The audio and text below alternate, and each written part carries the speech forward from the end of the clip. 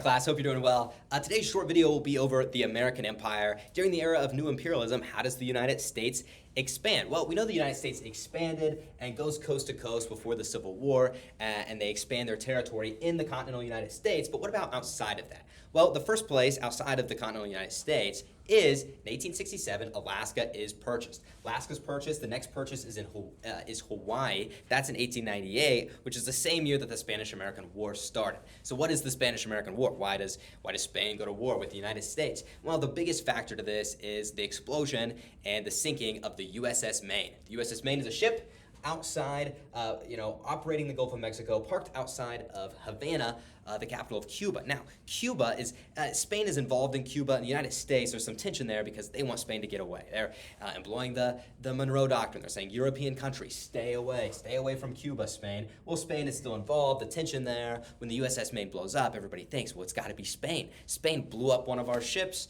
and that's reason for war. Yellow journalism screams that we must go to war with Spain, and people yell, remember the Maine. Now, there's some other things that go into this as far as background into starting the Spanish-American War too. Not only do we have Cuba, not only do you have the American, the journalists with yellow journalism in the Maine, but also the United States wants more territory, and going to war with Spain is a good way to get it. Okay, the war against Spain is very short. It ends that same year.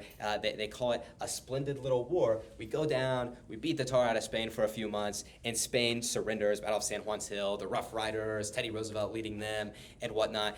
We defeat Spain, the United States defeats Spain pretty easily, and then for $20 million, we buy some territory. So we buy Puerto Rico, and we buy Guam, and we buy the Philippines. Now we have to fight in the Philippines against the Filipino rebels and whatnot. But that territory that is purchased after the Spanish-American War is growing the American empire and growing the U.S. territory abroad and across the world. And the United States is going to continue to grow and insert their world dominance. I mentioned Teddy Roosevelt, leader of the Rough Riders, is going to go on to be president of the United States. And Teddy Roosevelt gets a lot done as president of the United States. He gets a lot done in his life. He drank a gallon of coffee every day. He was going 100 miles an hour all the time. But as far as in the context of building an American empire, the accomplishment of building the Panama Canal is his greatest in that category. Now, the French started to build the Panama Canal.